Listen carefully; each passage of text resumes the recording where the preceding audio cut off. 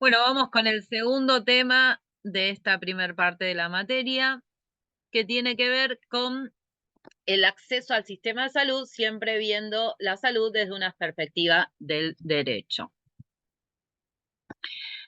Buscamos accesibilidad en el diccionario y nos va a decir que es la posibilidad de acceder a cierta cosa o facilidad para hacerlo. En salud vamos a entender a la accesibilidad como un concepto ampliado, relacional y multidimensional. Esto de lo multidimensional en sociales va a pasar en todas las circunstancias, como por ejemplo en el Estado, en la historia de la salud, en los determinantes sociales, porque hay muchas dimensiones que van a atravesar la temática. ¿Qué significa ampliado? Bueno, que no es solo poder sacar el turno, poder ingresar al sistema de salud, sino que permanecer en el sistema de salud y poder resolver lo que necesites del proceso. Y esto va a tener que ver también con cómo te atiendan, con la dignidad en la atención, ¿no? Que se respeten tus derechos y que sea un espacio seguro. ¿Qué significa un espacio seguro? El espacio seguro tiene que ver con un entorno en el que todos nos sentamos cómodos, expresándonos y participando plenamente sin temor a ser atacados, ridiculizados o que se nos niegue nuestra propia experiencia, ¿no? Bueno, difícilmente hay espacios seguros en el sistema de salud, pero nosotros que estamos formándonos somos los que vamos a construir esos espacios. ¿Qué significa relacional? Y bueno, que tiene que ver con relaciones entre personas y que tiene que ver con las relaciones que hay en el sistema mismo de salud. Por eso es multidimensional, porque va a haber dimensiones que la posibilitan, el acceso, o que la impiden. Y esto tiene que ver con la estructura de la sociedad en un momento histórico, político y cultural, dada, ¿no? Porque no va a ser lo mismo la salud en la época colonial que la salud en la época del Estado interventor o que la salud ahora. Y esto va a tener también que ver con cómo va a funcionar el sistema de salud, ¿no? Bueno, en la etapa colonial no había sistema de salud. En la época del Estado interventor hubo muchísimos hospitales, el tren sanitario y un nivel de vida, de salud que era de los mejores en el mundo, y ahora estamos con que no sabemos cuántos recursos van a destinar a la salud, a las facultades, y cuánto aumentan las prepagas. Y también va a tener que ver con cómo piensan, cómo sienten, qué ideas tienen las personas. También habíamos visto, ¿se acuerdan? Que la sociedad, el Estado neoliberal, el momento en que estemos pasando, va a tener que ver con nuestra subjetividad, con cómo nos conformamos, cómo nos vemos, cómo pensamos de los demás y de nosotros mismos. Cómo funciona el sistema de salud va a tener que ver con su estructura, ¿no? El equipamiento, los recursos materiales, el financiamiento, la capacidad del personal, las normas de procedimiento. Por ejemplo, según un informe de la Organización Panamericana de la Salud, la América Latina enfrenta un acceso limitado a tecnologías innovadoras esenciales para el manejo de la diabetes.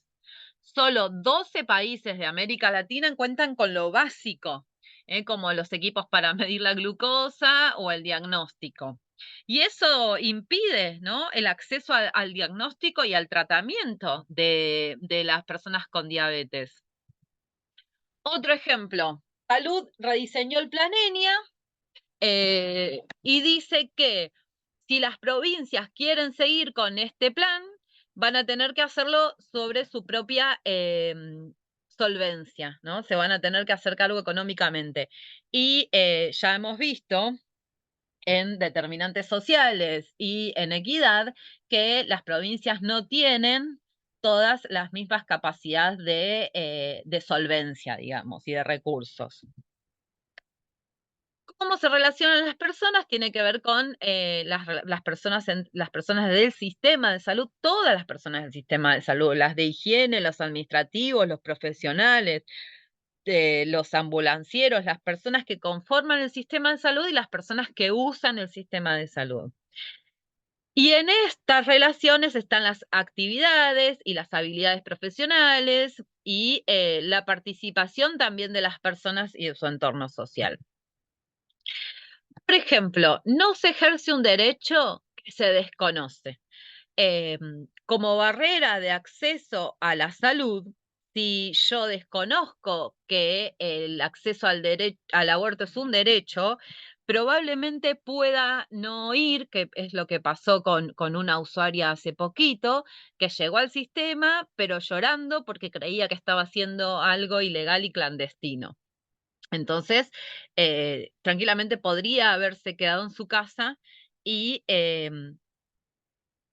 pasar de manera diferente su proceso de salud-enfermedad, digamos. La información sostiene la desinformación, perdón, sostiene el estigma en torno al aborto, con efectos inhibitorios y o disuasorios que alejan a las personas del sistema sanitario. Es esto que acabo de explicar. ¿No? Me voy a inhibir o voy a pensar que como estoy haciendo algo ilegal y clandestino, voy a decidir mejor no voy. Y además pone en riesgo la salud porque las personas que no se acercan al sistema de salud para resolver los abortos, pero que imperiosamente necesitan resolverlo, terminaban usando métodos inseguros y muchas veces mortales. Débora Ferrandini otra vez nos insta a pensarnos como futuros profesionales de la salud. Dice que con frecuencia los servicios de salud se quejan de la falta de adherencia de los pacientes a los tratamientos, ¿no? Que los dejan, que los cuelgan, que no los toman como se los indicaron. Ella propone un enfoque basado en las personas, implica cambiar el lado donde aplicamos el pegamento, ¿no? No esperar que los pacientes se peguen a nosotros o al tratamiento, sino también tener una actitud más activa de parte del personal de salud para buscar de qué manera logramos también convocar a, a esa adhesión. Bueno, entonces, el acceso a la salud va a tener tener que ver con que podamos ingresar, que nos mantengamos durante todo el proceso y que además nos dé resultados, ¿no?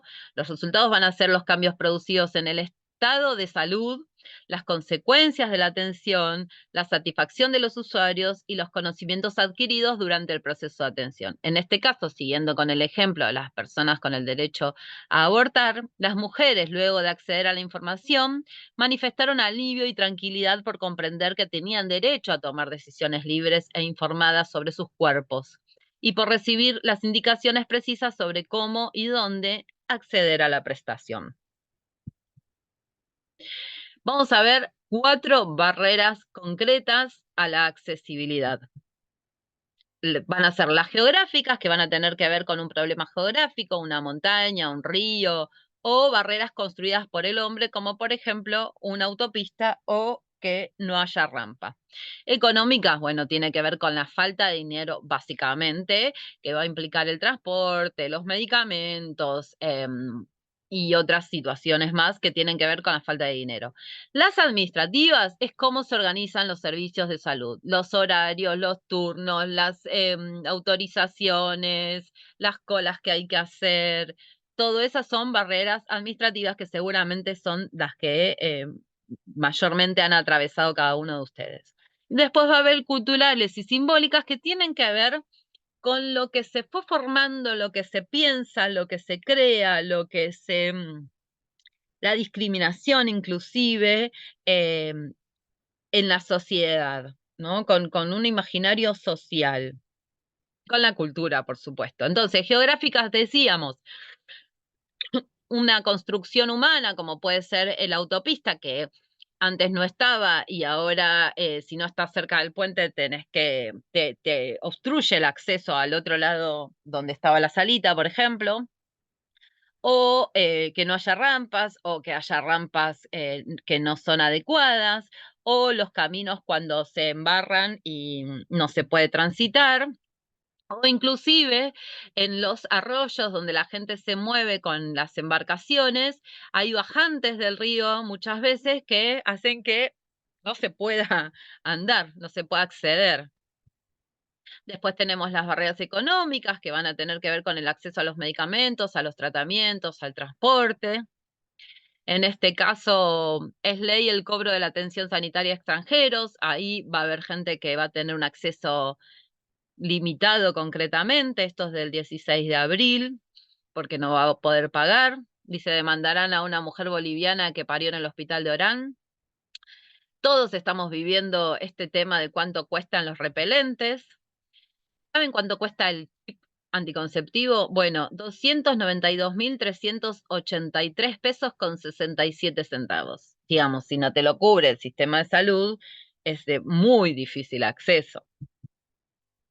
Vamos a tener las barreras administrativas que tienen que ver con acceder a la prestación o al estudio, y estas barreras que ponen, sí, los administrativos, básicamente, que no te atienden si no llevaste el DNI, si no tenés domicilio en el barrio, horarios muy estrechos. Sobre todo, por ejemplo, las obras sociales son las que tienen más trabas administrativas. Acá hay una noticia, 27 horas de fila y un mes de espera, ya no alcanza con dormir en un hospital público para conseguir un turno. Esto es en el partido de Malvinas Argentinas.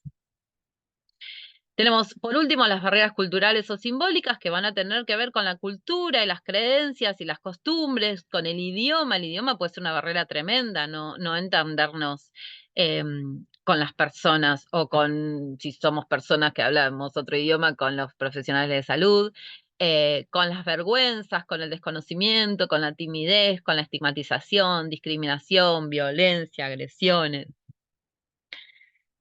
Hay las personas migrantes sufren mucha segregación y una barrera concreta, sobre todo esto que decíamos, las personas migrantes marrones.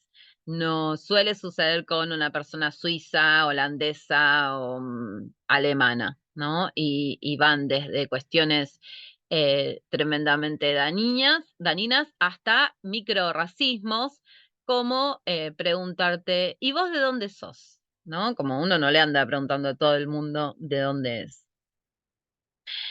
Aquí no somos asesinos, la dificultad de las mujeres para abortar en Colombia tras la despenalización, ¿no? Esto también tiene que ver con una cuestión cultural o simbólica, porque no hay una barrera ni económica, ni administrativa, ni geográfica. Es una barrera que tiene que ver con cómo nos pensamos. Una prepaga deberá reafiliar a una mujer trans a la que le dio de baja por su identidad de género. La desafilió por considerar que su identidad de género era una enfermedad preexistente. Esto también es un invento, es parte de las ideas, de lo simbólico. No hay algo que tenga que ver con una traba administrativa, ni una traba económica, ni una traba geográfica. Esto tiene que ver con unas ideas. Como vimos, en la accesibilidad, el sistema de salud interviene en muchas dimensiones que la posibilitan o la impiden, ¿no? Se entrecruzan, no hay una sola barrera, ¿no? Por ejemplo, ¿cuáles son las principales barreras para el acceso a servicios de salud mental?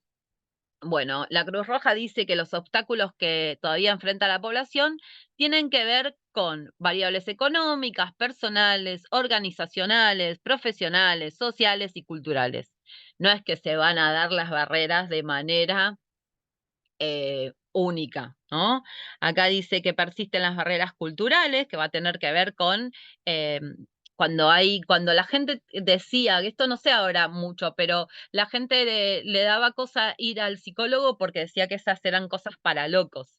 Y esto es una idea cultural, una idea que se creó ahora y como mucho más información sobre la salud mental, sobre todo porque esta sociedad también crea problemas de salud mental, de depresión y de ansiedad, ¿no? Entonces, todavía hay un estigma y eso es una barrera cultural simbólica. Y después también dice que hay barreras económicas y organización sanitaria. Acá, cáncer. ¿Cuáles son las principales barreras para acceder al diagnóstico en Argentina y la región? Dice, tiene que ver con la edad, la distancia a los centros de salud, el acceso al diagnóstico y al tratamiento, ¿no? Entonces, la distancia va a ser geográfica y el acceso al diagnóstico puede tener que ver con la organización del sistema de salud y el tratamiento puede llegar a tener que ver con la económica. E inclusive la distancia a priori es geográfica, pero si tenés plata para pagarte un Uber, deja de ser un problema y también se transforma, si no, en una barrera económica, ¿no? Em, entonces, cuando pensemos en el acceso a los servicios de salud, debemos incorporar la dimensión política, que va a tener que ver con las políticas públicas, y simbólica, que va a tener que ver con las ideas, con la información, con la cultura, con la discriminación y demás que interfieren en la accesibilidad.